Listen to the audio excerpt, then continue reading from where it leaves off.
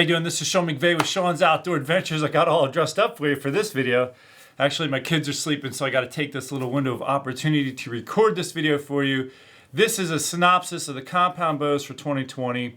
I am going to do my normal compound bow reviews where I go over them quite extensively, shooting them through a chronograph and giving you all those details. I just want to give you a rundown of the bows that I got to look at this year's ATA show for 2020. And I want to tell you that my two favorite out of all the bows and why they're my favorite. So to start off with, I didn't get to shoot every single one of these bows. I shot most of them. But first and foremost, I took a look at Hoyt. Their target bows are looking as great as ever. Their technology that they came out with last year with the way they're doing the split little yoke to the axle on the bottom cam is in the bow this year. The same, they got the yoke system for the top cam. Again, I haven't got to shoot them, but they're looking good. And last year, I was really impressed with the Hoyt lineup.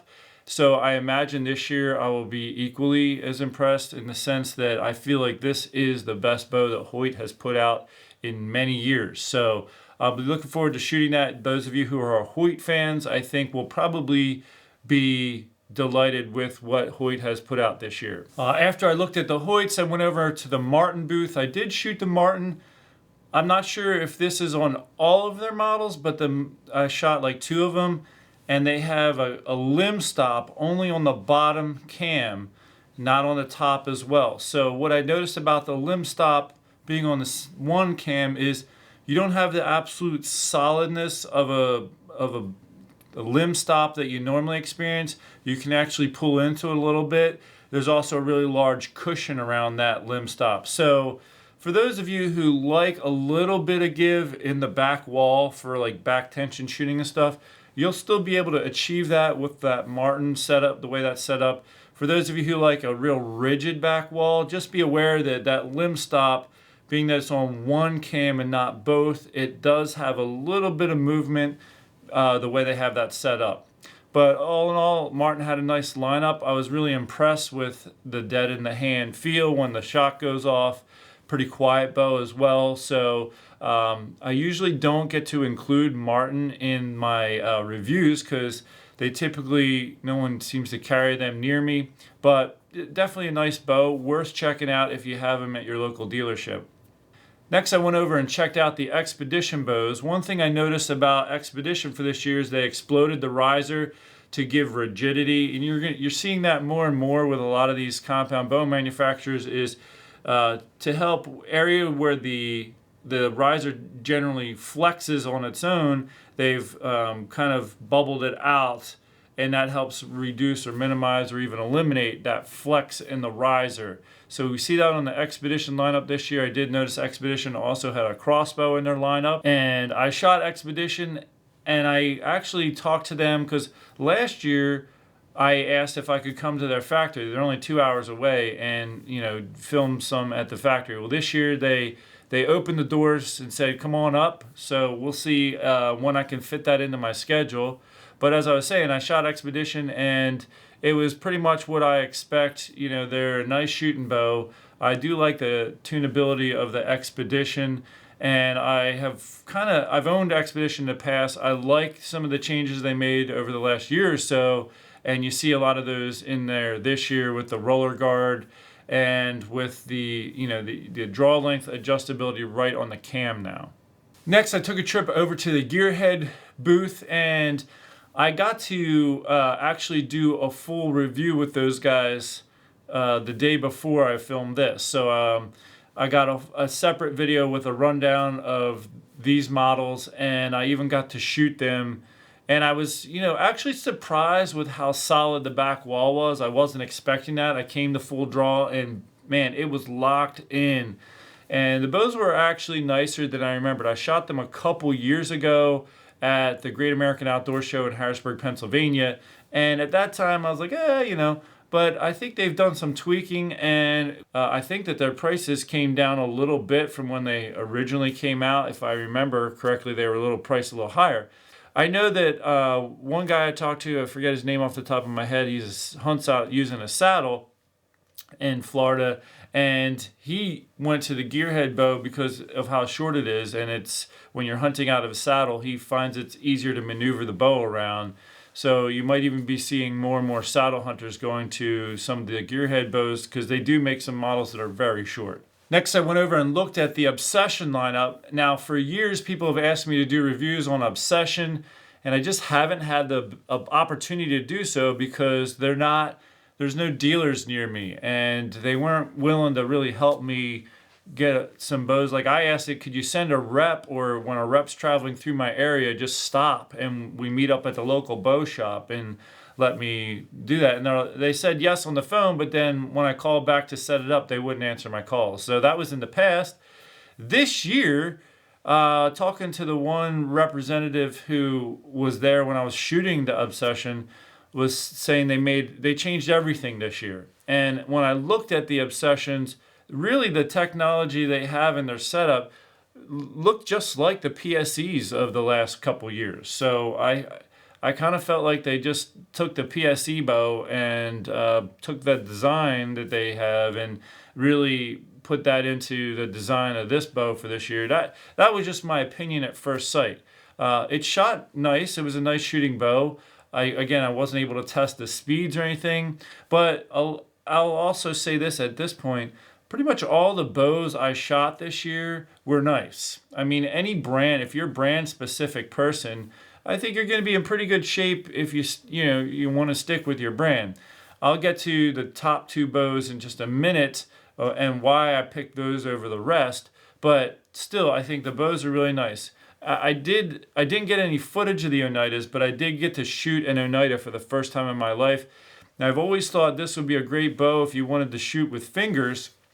However, when I drew an Oneida back for the first time, I realized that's actually incorrect. So an Oneida looks like a recurved limb compound bow. That's what's different about Oneida.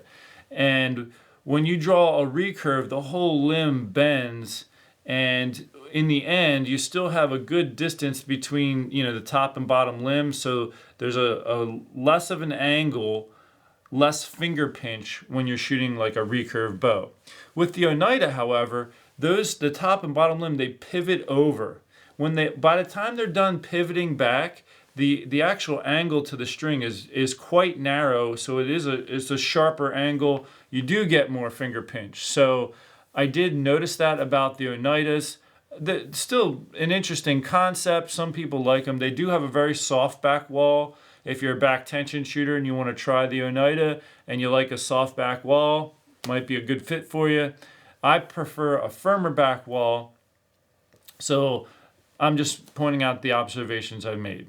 After Obsession, I did get to go over to the PSE booth, and if I was filming the Obsession and then filming the PSE, you might almost think I'm still in the same booth, because the technology does look quite similar between the two bows. And I've heard from a lot of people that the PSE is really nice this year, and last year the Evoke, I shot that. It was the nicest PSE I've ever shot. I was really impressed with it.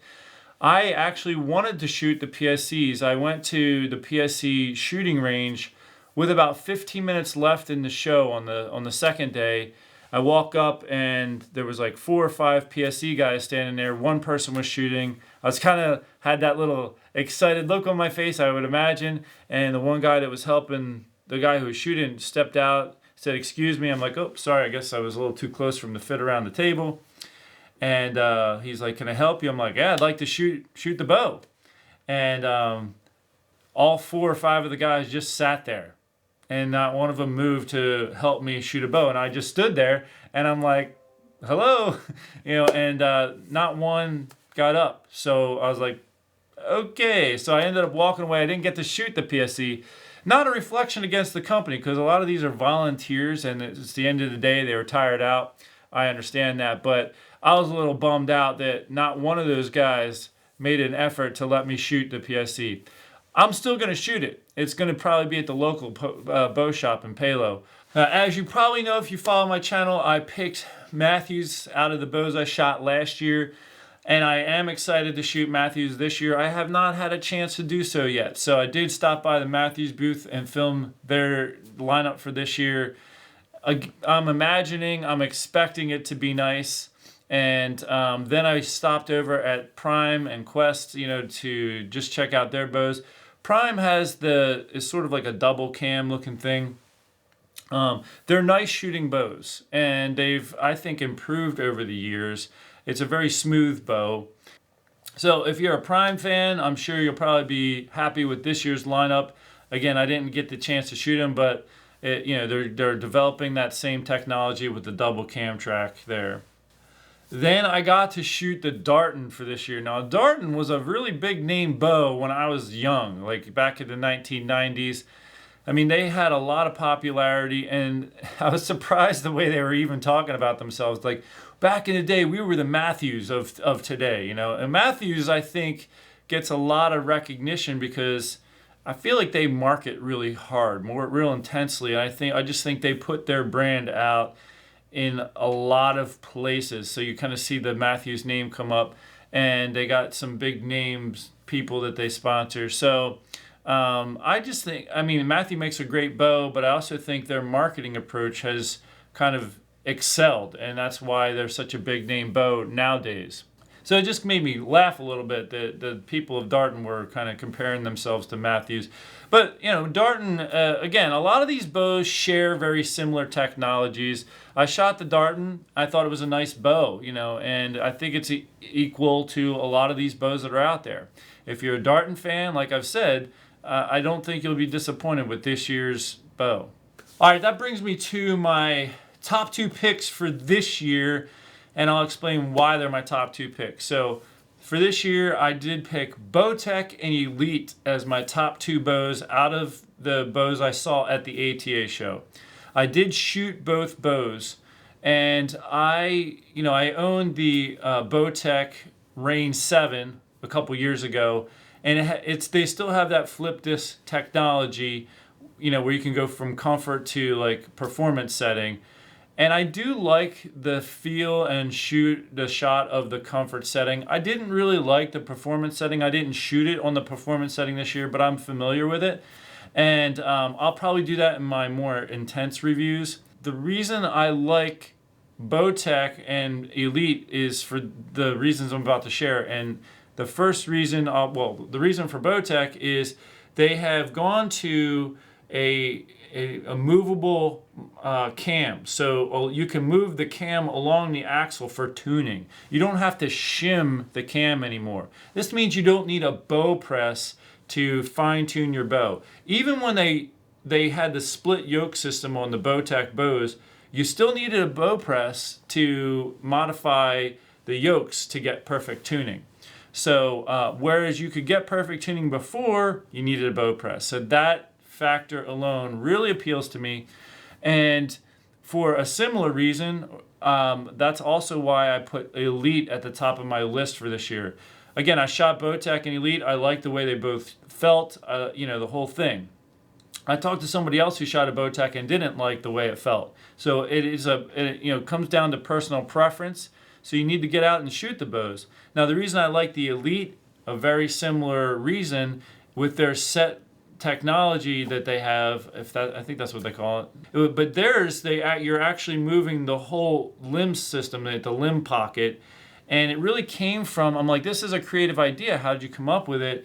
And one of the bow technicians, guys who would work on the bows, would do, when he couldn't tune a bow over the years, with all the other measures, he would shim the limbs a little bit. And that concept of having to shim the limbs to get perfect tuning, they started to play around with the idea, and then that's when they developed that pocket that could move, and basically you're imitating shimming the limbs. And the end result was a really easily tunable bow. So I really like this. At the same time, I want to talk about concerns for the industry because of these 2 technologies that put these at the top of my list. So being that I make online videos, a lot of people watch my stuff, and there's a lot of people who buy their stuff online, and that's become a major challenge for your local bow shops because a lot of people will go in, they'll even test the stuff, and then they'll go buy it online. And what shops have done is they've focused more on the service end of things, like trying to provide service for tuning bows and things like that to keep people coming to their shops, to keep their shops open. Well, now that you have these bows that don't even need a bow press for tuning, that need to go to the bow shop drops even more. And this could be a game changer in the industry in that we see an even more gravitation away from the bow shop, which is going to make it harder and harder for these bow shops to stay open. So while these are my favorite bows because of what I can do, the consumer, I just want to point that out to you as well as the consumer. If you want to see your local bow shops stay open, you need to get in there and support them. These are people who are just trying to make a living, and if you're doing all your purchasing online and you don't need them for the tuning aspect of things, unless a string breaks or a cable breaks or you need them replaced, then you need a bow press. Well, hey, they're not even going to be there at that time if you don't support their business now. So I want to urge you, please support your local shops. Go out there. I mean, even if it means you spending an extra $10 on a product or an extra $20 on a product, look at it as this is my way of helping this person sustain their living. I will give this person $10 to help their store stay open. That's how you got to look at it. And so that's my review on the bows that I did get to take a peek at the ATA show. I am going to be doing my reviews, checking the speed, doing some draw force curves and stuff, and all that. I hope you'll stay tuned for those videos. And those of you who have watched my videos over the years, I typically give away a compound bow each year. I'm going to be giving one away in August, I believe, this year. So stay tuned to future videos to learn about how to get in the bow giveaway. Until next time, take care and God bless.